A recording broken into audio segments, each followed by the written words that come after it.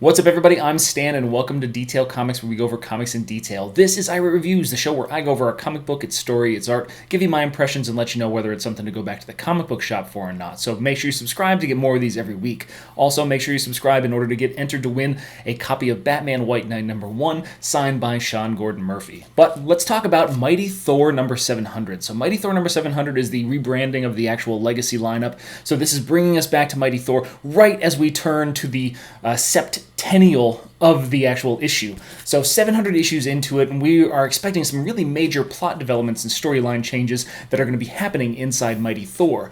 And we're not really, disappointed when it comes to that. But let's just dive right in. So to open things up, we actually have some classic Walt Simonson art, and we get the impression that Thor is in kind of like retrospect, based on what we have for a voiceover, and we find out that he's hanging out with Karnilla, the Queen of the Norns. So basically, these are the beings of fate that weave the tapestry of stories, and they reside at the bottom of Yggdrasil, the World Tree. So this is really kind of one of the key plot points that's going to make its way through the entirety of issue number 700. So we get some relaying. There's a lot of backstory that kind of goes into this, and it's really talking about how there's all these kind of things that are happening to the Norns as they're kind of under attack by Malekith and the actual armies. And it's just as we hear the warning horn of the century, and another invasion is about to start. As Thor grabs Thori, the murder hellhound, and charges into battle with one of his space goats, we are relayed to the Norns, and they decide that they're going to bleed, if that is their time to do so today. But when Norns bleed, they bleed stories. And then we're kind of treated to this collage, this kaleidoscope of stories about various Thors around the Thor universe. So we have the Mighty Thor, Jane Foster. She's going in for her cancer treatments, and she ends up taking on the She-Hulk, Jennifer Walters, who was actually in the same hospital, ended up having some kind of episode, and began to Hulk out, so to speak. So it's really the conflict between Jane Foster's Mighty Thor as well as Jennifer Walters' She-Hulk. And so that's a really interesting one that kind of picks up through there. We have a story about the young Thor, the god of the Vikings, who kind of goes to Midgard to bring up the champions, to champion the causes of these various Vikings, and to revel in everything. And even as a young child, or a younger god, he would go into the war room, he would go into the armory and try to lift Mjolnir with no success, and then he would just go talk to Heimdall, and it's just like, send me in the direction of someone that needs smiting. And Heimdall's like, there's so many. It's like, well, where do you want me to send him to? And he's just like, everyone, send me to everyone. But we also get to take a deep look forward into the future, where we see King Thor, the All-Father at the end of time. So he's full on King Thor, Odin Force, done and done, and he's kind of helping to perpetuate or to create life, a new life, on New Midgard. And so that's a really interesting concept, and it ties into another story that picks up there that deals with the future of the Necro Sword, which happens to be wielded by Black Galactus. And we see a showdown between Galactus's World Eater and Ego the Living Planet that ultimately becomes Ego the Necro World, and this is in some far-flung fantastical future on the fringes of space and time. Then we also have a little introduction to Throg, the Thor Frog, and he actually plays a key component in the story of Mighty Thor's Jane Foster. But then another key is Volstagg. So Volstagg, the War Thor, the wielder of a Mjolnir from a dead universe, a long dead universe, he is being escorted off into prison by the Asgardians, and ultimately the ultimate Thor hammer comes crashing down in front of him. He grabs it, becomes the War Thor again, and takes off to meet the fates of the other universes. So he's like headed back to Muspelheim so that way he can take on the Cinder Queen and all this kind of stuff. So it's like a rousing bunch of different stories that really kind of focus on the mythological factors of Thor, the overall history, and pay homage to the character that's been one of the the longest standing Marvel heroes really in the history of the comic book company. And as we kind of get towards the end of these things, we find that Karnilla ends up, she passes away due to wounds that were inflicted by these invaders as the rest of the Norns kind of escape.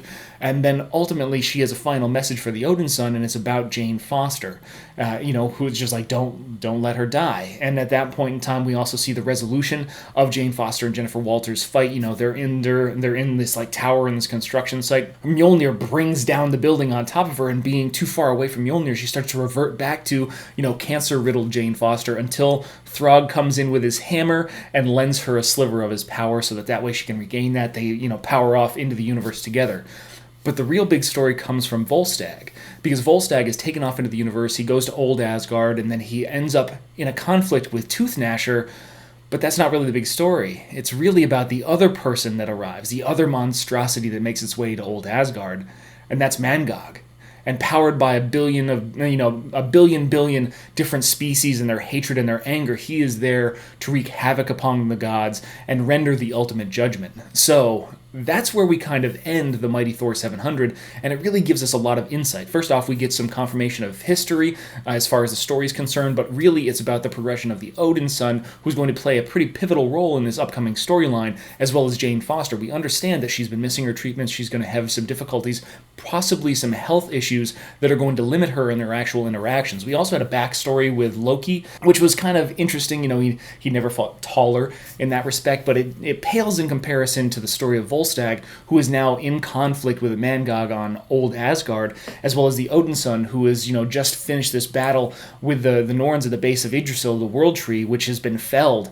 And then we've got Jane Foster blasting off into space after helping out Jennifer Walters in this respect, as she kind of cascades and kind of pushes forward into her fate. And all the while, Malekith is staring down at this map of the realms, ready to wreak havoc and wage his war on everyone. So as far as the story is concerned, I'm really excited about where the story is going. This is a great setup for, what seems to be a pretty overarching plot. This really started back in, Thor, God of Thunder, when Jason Aaron took over everything, and it's just a really it's an increasingly sophisticated plot that's kind of like playing out. But the key is that this is the beginning of the death of Thor story arc. So we're not necessarily sure if it's the death of the Mighty Thor, it's the death of the War Thor, but I feel like somebody is not going to survive this, and the first bet would be on War Thor because he's going up against Mangog alone.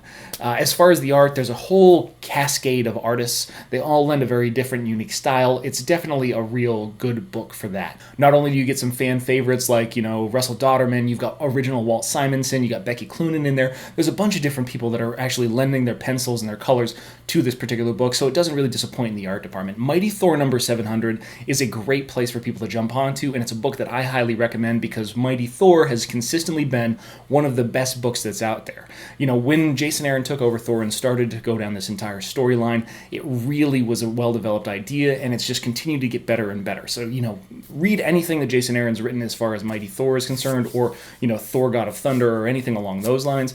But right now, if you're interested in Thor, this is the best spot for you to hop onto. It gives you some history, and it gives you a big look at the future. So definitely one of my books that I recommend. So those are my ideas on Mighty Thor number 700, but I want to know what you guys think too, so hit me up in the comments down below and we can start that conversation. As always, if you like what you see, hit the like button. Don't forget to subscribe to get more news, reviews, and commentary on comic books, comic book movies, comic book TV shows and games, and anything and everything having to do with the world of comics.